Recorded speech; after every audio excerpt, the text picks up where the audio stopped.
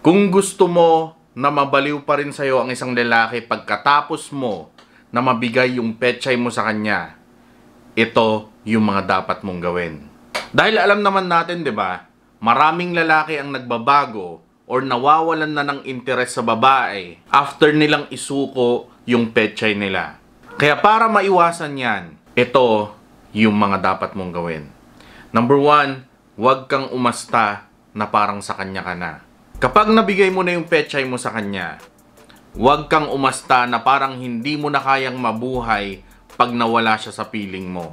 Yung para bang kung dati siya yung naghahabol, ngayon na nabigay mo na yung pechay mo sa kanya, ikaw na lagi yung nagte-text. Ikaw na lagi yung tumatawag. Huwag ganun. Iwasan nyo yun.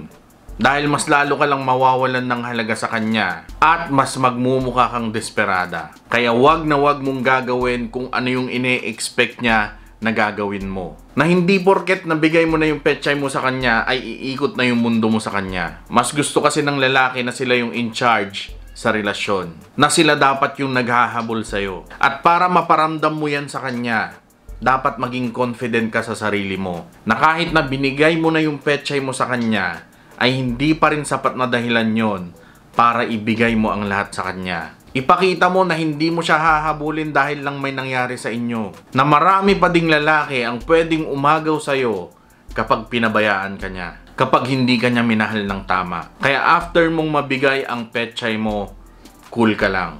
At panatilihin mo na parang siya pa rin yung naghahabol sa relasyon nyo. Pangalawa, magpaganda ka pa rin. Mag-ayos ka.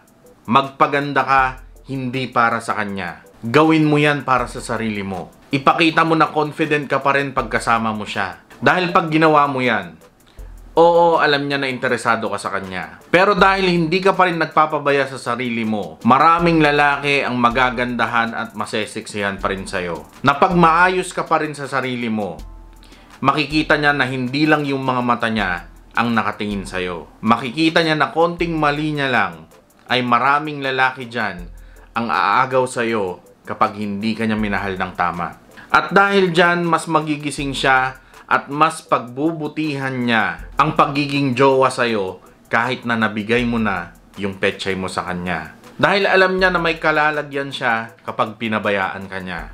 Alam niya na maraming lalaki dyan ang gustong agawin ka sa kanya. Pangatlo, ipakita mo na may buhay ka. Kapag binigay mo na yung pechay mo sa kanya, mamuhay ka pa rin na parang yung dati. Huwag mo siyang didikitan 24/7. Lumabas ka pa rin kasama ng mga kaibigan mo. Gawin mo yung mga hobbies mo. Gawin mo pa rin yung mga nagpapasaya sa'yo. Ipakita mo na hindi mo siya kailangan para lang maging masaya. Para ma-realize niya na kaya mong mabuhay ng masaya, meron man siya o wala sa buhay mo. Oo, pwede mong ipakita sa kanya na gusto mo siya or mahal mo siya. Pero ipakita mo rin sa kanya na hindi mo siya kailangan para lang mabuhay sa mundo. Kahit na yung mga lalaki na babaero, makakaramdam din yan ng takot. Takot na baka maiwan siya. Lalo na kung hindi ka niya kayang paikutin. Number 4, kapag hindi mo pa siya asawa, huwag ka laging umuoo. Kapag nasarapan ka sa bembang, I'm sure hahanap-hanapin mo yan. Huwag tayong maglokohan dito. Lalo na sa mga lalaki, naku, Diyos mio, marimar. Bembang is life, 'di ba? Kaya pag nabigay mo na yung pechay mo sa kanya, sigurado laging mag-aayayan sa'yo. And I'm sure, dahil mahal mo nga siya at nagustuhan mo rin, sigurado papayag ka din every time nakakalabitin ka niya. Pero kung hindi mo pa siya asawa, tanggihan mo kahit makulit. Lalo na kung kabago-bago pa lang ng relasyon nyo. Kontrolin mo din yung sarili mo. Dahil pag hinayaan mo lang siya, gagamitin ka lang yan hanggang sa magsawa siya. Promise. Kaya huwag kang laging umuoo kapag inaaya ka niya. Kung magagalit siya or hahamunin ka ng hiwalayan dahil hindi mo pinagbigyan, edi wow, 'di ba? Sabihin mo thank you. Dahil nalaman mo ng maaga na yun lang pala yung habol niya sa'yo. Tapos hiwalayan mo na siya. Ganun dapat. Huwag niyong pinapakita na kinakaya-kaya lang kayo ng lalaki kapag nabigay niyo na yung pechay niyo sa kanya. I'm sure maraming lalaki ang magagalit sa akin dito. Pero sigurado marami rin lalaki ang mag-a-agree sa akin. Lalo na yung mga matitinong lalaki. At hindi ginagamit yung mga kahinaan ng mga babae. Panglima, huwag kang mag-e-expect ng bonggang-bongga. Ito rin yung dapat mong tandaan. Hindi porket nabigay mo na yung pechay mo sa kanya, huwag ka din mag-e-expect na papakasalan ka na niya. Huwag ganyan yung ine-expect mo dahil malabo pa yan. Oo, sagrado ang bembang.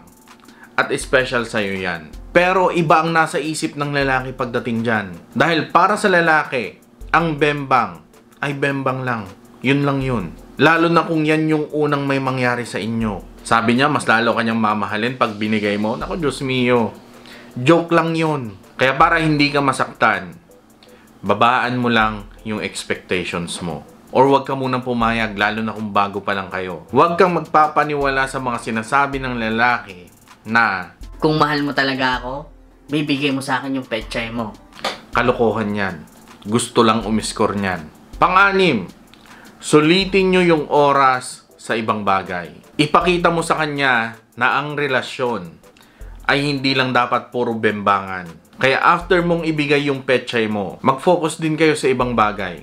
Mag-spend kayo ng time together. Para nang sa ganon, ay mas makilala nyo ng mabuti yung isa't isa. At para makagawa kayo ng mga masasayang alaala na magkasama. Ipakita mo sa kanya na hindi ka lang isang bagay na gagamitin niya kapag nag-iinit siya. Ipakita mo na masaya kang kasama, na may sense of humor ka, na matalino ka, na interesting kang babae. Ipakita mo na hindi lang yung masarap na bakbakan ang mawawala sa kanya kapag pinabayaan ka niya, na pati yung kakaibang babae at the best na girlfriend ang mawawala sa kanya kapag hindi ka niya minahal ng tama. Pang-pito, patikiman mo ng malupit. Ang mga lalaki kaya makipagbembangan sa kahit sinong babae. Pero hindi lahat ng babae na makakatabi niya pare-pareho yung performance. Kaya kung may plano kayo na mag-ano kayo, ang gawin mo, mag-research ka muna. Tumingin ka ng mga moves, techniques, or tips para lalo siyang mabaliw sa'yo. Huwag kang parang isang lantang gulay lang dyan na nakahiga, tapos hinahayaan mo lang siya